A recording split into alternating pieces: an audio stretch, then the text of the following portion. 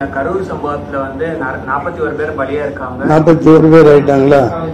இதை வந்து நிறைய பேர் அரசியல் ஆக்குறாங்கன்னு சொல்றாங்க. இது எப்படி சார்?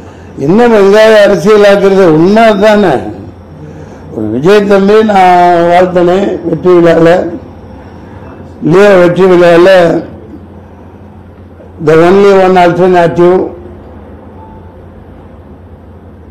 நாளைய தமிழகத்தின் நாளைய தீர்ப்புன்னு சொன்னேன். முதல் படத்திலிருந்து நான் 10 படம் நடிச்சிருக்கேன். அவர் கூட அவரோட வளர்ச்சி பிடிக்காம அவர் எதுக்குன்னா நீ கொள்கை ரீதியாக எதிர் கூட்டம் போட்டு அவருக்கு பதில் சொல்லு, பேச தெரியலன்னு சொல்றியா சொல்லு, உன்ன மாதிரி கொட்டை போட்டு தின்னு வளர்ந்து கொட்டை போட்டு தொடர்ந்து நாட்டை நாசமாக்கிக்கிட்டு இருக்கிற உங்களை எதிர்த்து ஒரு ஆள் வர்றான் பேசலாம் அப்படின்னா உங்களுக்கு பிடிக்கலன்னா கொள்கை ரீதியாக எதிருங்க. 4 கூட்டங்கள் மேல் நடந்திருக்கு, நானும் பார்த்துக்கிட்டு தான் இருக்கோம். 4 லட்சம் 5 லட்சம் இப்படி மக்கள் கூடுறாங்க. அப்படி கூட இல்லை, போன வாரம் கூட சொல்லியிருக்கார். அதில் தான் பார்க்குறேன் காணொலியில். நாங்கள் என்ன கேட்குறோம், உங்கள்கிட்ட ஒரு பெரிய இடமா கொடுங்க, மக்கள் நின்று சந்தோஷமா பார்த்துட்டு கேட்டுட்டு போகட்டும், வேற ஒன்றும் கேட்கலையா உங்கள்கிட்ட. அது ஒரு காரணத்தோடு நீங்கள் செய்ய மாட்டேங்கிறீங்கன்னு இந்த நிகழ்ச்சி முன்கூட்டியே சொல்லியிருக்குது இந்த தம்பி. உண்மையா இல்லையா? அப்புறம் அரசியல் ஆக்குறாங்க அப்படின்னா என்ன? கேவலமான கேடுகட்ட அயோக்கியத்தனமான அரசியல் தானே. சொந்த மக்கள் அப்படி காவு கொடுக்கலாமா? சொந்த மக்களை சொந்த ஊர்க்காரங்களை காவு கொடுத்துட்டு நல்ல வேஷம் போட்டுட்டு இருக்காங்க. இதுக்கு ஒன்றும் மேல என்ன சொல்றதுன்னு தெரியல.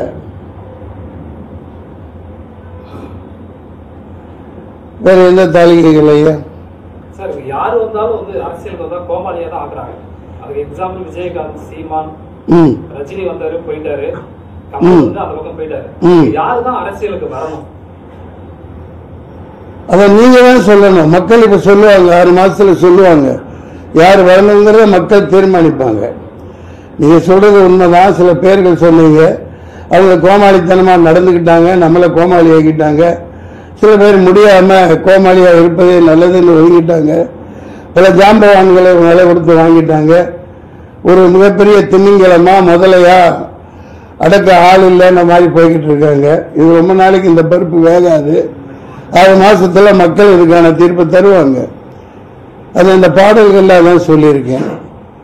ஏழை எளியவர் வரணும், குடியானவர் வரணும், தொகுதி மக்களுக்கு என்ன தேவையோ அதை இந்த தமிழ்நாட்டை உயிர்விக்கிறதுக்கு யார் தேவையோ அவங்க வரணும், ஏழை எளியவர்களை காக்கிற வரணும். அப்படி சொல்லிட்டு இருக்கீங்களா? அந்த ஏழையவர்களை குழிக்குள்ள தள்ளி போட்டு புதைச்சு உடனே வந்து நின்று நான் தான் காப்பாத்துறேன் ஜபார் ஓடிட்டாப்ல இந்த மாதிரி அரசியல் பண்ணிட்டு இருக்கிறத மக்கள் பார்த்துட்டு இருக்காங்க. I support unconditional support to Vijay. You keep going on, you keep on working, the rest of the things people will decide. மக்கள் தீர்மானிப்பாங்க. சார் இந்த கரூர் விவகாரத்துல உயிரிழந்தவங்களுக்கு வந்து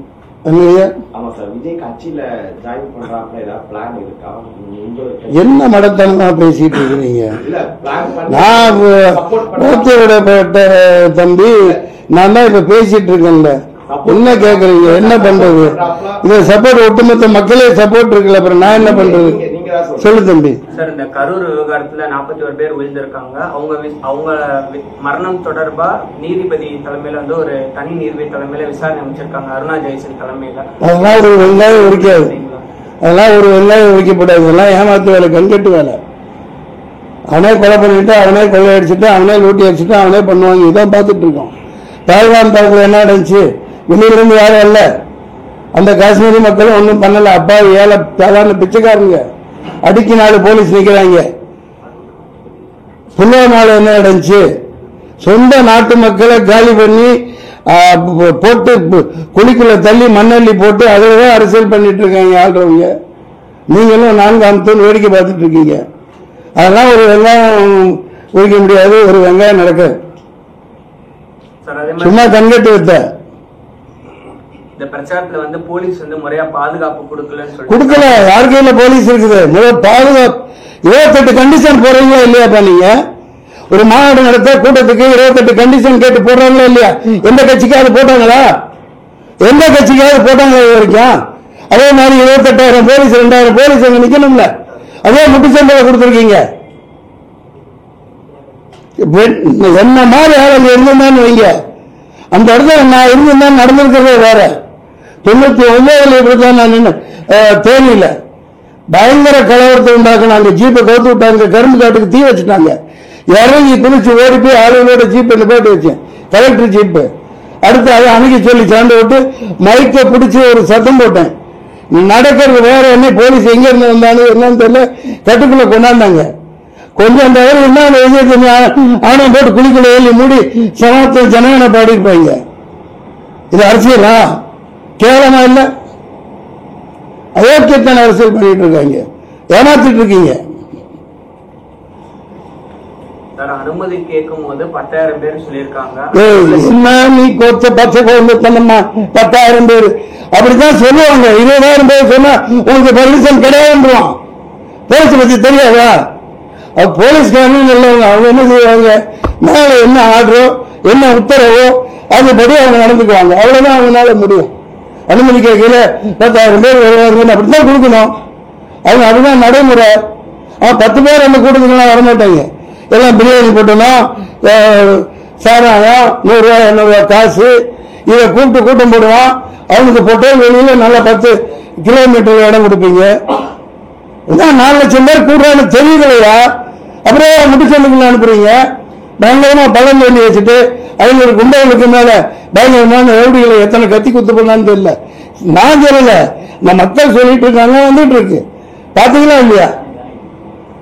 பயங்கரமான ரவுடி ராஜ்யம். ஏன்னா என்ன உள்ளத்தை அன்னைக்கே உடனே போஸ்ட்மார்ட்டம் பண்ணி உடனே போச்சு முடிச்சாச்சு. ஏன்னா அப்படி வச்சிருந்தா எங்க குத்துப்பட்டிருக்கு என்னென்ன நடந்திருக்குன்னு தெரிஞ்சோம். Shame on this politics. Sir, Vijay அவர்களை பார்த்ததான் மக்கள் ஒரு கூட்டம் வந்துச்சு. அப்புறம் என்ன ஒன்னையும் பார்க்க வந்தது? சார், 41 உயிர் போயிருக்கு. விஜய் வர முடியலன்னா அவரோட கட்சி கீழே இருக்கிற தொண்டர்களோ இல்ல கட்சி பொதுச்செயலாளரோ யாரோ களத்துல நின்று இருக்கணும் சார். களத்துல யாரோ துரத்தி விடுறாங்கல்ல, சுத்தி நிக்கிறது யாரு?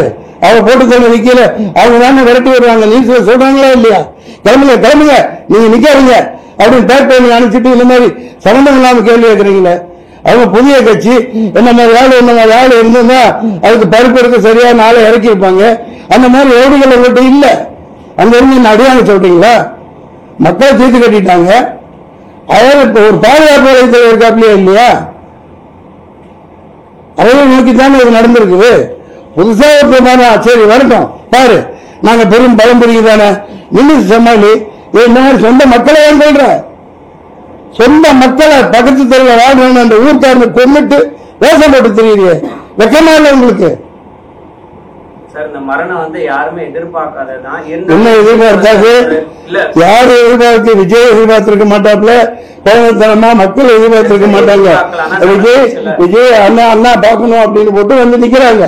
ஆனா இது எதிர்பார்த்து திட்டமிட்டு சரி தீட்டப்பட்டு வாட்ஸ்அப்ல வருது. சாயந்தரம் சம்பவம் நடக்கும்னு போட்டிருக்காங்கல்ல. சதியாவே இருந்தாலும் விஜய் ரெஸ்பான்சிபிள் இருக்குல்ல, நம்மள பார்க்க வந்திருக்காங்க. அவங்க ஏன் ஒரு வார்த்தை மீடியா கேக்குறாங்க, ஏன் நீ பதில் சொல்லல? நீ ஏன் பதில் சொல்லியா? சொல்லாம சொல்லி நீ அப்படியா நீ தெரிவிக்கிறியா? சாதாரண 1-2 உயிரா 40 பேரு மேல நிக்கிறார். அந்த இடத்துல நீ நின்று பார், அப்பதான் தெரியும் தம்பி. அவ்வளவு வேகத்துல ஏன்னா இந்த மாதிரி கொடூரமான கும்பல் அவங்களுக்கு தெரிஞ்சுதான் அப்படி ஒரு வண்டி அமைச்சு பாதுகாப்புல போய் சோடு நிக்குது. அந்த எல்போட இடமில்லாத மீட்டிங்ல நான் ஒரு பேச்சாளனாக இருந்திருக்கேன். மேல நீ கீழே என்ன நடந்தால் ஒண்ணுமே தெரியாது. கீழே என்ன நடந்தாலும் ஒண்ணும் தெரியாது.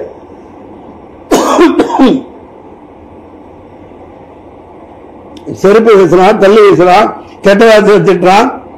ஒருத்தவங்க கூப்பிட்டு விஜயகாந்த் மாதிரி கண்டிச்சுக்கிட்டு பண்ணிட்டு இருக்க முடியுமா? எவ்வளவு பெரிய ஆபத்துல. நான் அது வண்டி உள்ள போயிலே பார்த்திருந்தேன்னா திருப்படா வேண்டிய பெட்ரோல் விலைக்கு விடுறா பார்த்துக்கலாம் போலீஸ் கேஸ் அப்படின்னு அப்படி இருந்து போடணும். இவங்க மதிக்கிறத இல்ல, கொஞ்சம் கூட பிரயோஜனம் இல்லை. தெரிஞ்சதான காவல்துறை அப்படி ஒரு சந்துக்குள்ள போய் நிப்பாட்டுறாங்க. திட்டமிட்ட சதி. இதற்கான தண்டனை 6 மாசத்தில் கிடைக்கும். அதே இடத்துலதான் எடப்பாடி வந்து கேம்பெயின் பண்ணாரு. சரி, அதுக்கு என்ன? இந்த 40 பேர் சாகுதா? வருத்தப்படுறியா? இல்லையே, அவங்களுக்கு எது சொல்றீங்க? கண்ட்ரோல் எத்தனை கட்சி? யாரு ஆரம்பிச்ச கட்சி? எத்தனை வருஷத்து கட்சி? அங்க ஒவ்வொருத்தனும் எப்படி இருப்பான்? கருப்பு எடுத்துவான்ல, அவர் யாரு? சாதாரணாலா? தொலைச்சிடுவார்ல.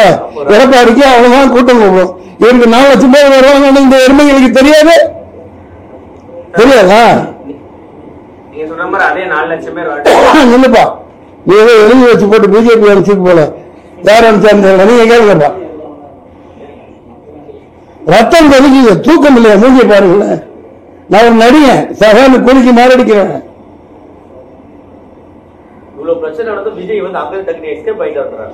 பைத்தியக்காரன் போலீஸ்காரன் துரத்தி வருவான். இங்க இருந்து போங்க, இப்படி இப்படி ஆயிடுச்சுங்களா? எல்லா நாடகமும் அவங்க நடத்துவாங்க.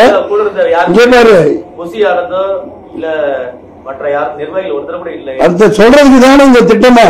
துரத்தி விட்டு போட்டு அடுத்த நிமிஷம் வர முடியுது இல்ல? அடுத்த நிமிஷம் வந்தா நாங்க நிக்க முடியுமா? நம்மால நிப்பீங்களா? இது எவ்வளவு பெரிய பக்கா பிளானிங்.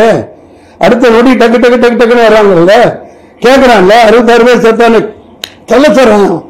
கள்ளக்குறிச்சியில் செத்தாங்களே, அங்க போய் நின்றீங்களா? எனக்கு என்ன கேள்வி கேட்கிற நீ? நின்று அவரை சேர்த்து சமாதி கட்டுறதுக்கா 1000 ஓடிகள் வச்சுட்டு நிக்கிறாங்க. பதிவேசனமா கேள்வி கேட்கறீங்க. யதார்த்தத்தை பேசுங்க, மக்களுக்கு உண்மை சொல்லுங்க. பிச் பண்ண கருவியா நீங்க இங்க வராதீங்க. நான் எனக்கு என்ன கூட நடிச்சேன். மக்கள் பாத்துக்குவாங்க, மக்கள் பாத்துக்குவாங்க. நான் ஒரு நடி, அதேதான் சொல்றேன். இப்ப அவர் வராம இருந்திருந்தா என்ன சொன்னீங்க? வீட்டுக்குள்ள இருந்து அரசியல் பண்றார், வீட்டுக்குள்ள இருந்து ட்விட்டர்ல போடுறாங்க. வெளியே வந்தா இப்படி மக்களை வச்சு சாப்பிடுப்பீங்க. இப்ப எப்படி வெளியே வர்றது? யார் பாதுகாப்புல வர்றது? சொல்லுங்க. போறோம். நன்றி, வணக்கம், சந்திப்போம். நல்லதே நடக்கும். யாரும் கேட்கறீங்க தெரியல. நன்றி. வாழ்க வளர்க. தப்பு செய்தவன் தண்டனையை அனுபவிப்பான். அவ்வளவுதான். ரத்தத்துல தமிழன் இருக்கு. அது நாளைக்கு ஐடியா இருக்கு, சேர்றது இருக்கு. இது அது எப்ப நடக்குமோ அது நடக்கும். அதை பத்தி எல்லாம் எனக்கு கவலை இல்லை. உணர்வு பூர்வமா ஒருத்தனுக்கு இப்படி தமிழ் இனத்தை கொண்டு ஒரு சொந்த மக்களை சாலடிச்சு அரசியல் பண்றான். அதை கண்டிக்கிறது என் தலைய கடமை. நான் கண்டிக்கிறேன். நான் சொல்றதுக்கு ஒண்ணுமே இல்லை. அது அவர் பார்த்துக்குவார். அவருக்கு இருக்கு எல்லாம். ஒரு கட்சியை நடத்திட்டு போறவருக்கு இருக்கு. நான் அரைவரை சொல்ற அளவுக்கு எல்லாம் சத்யராஜ் மேல ஆள் கிடையாது. அவர் பெரிய மா மனுஷன், உயர்ந்த மனுஷன்.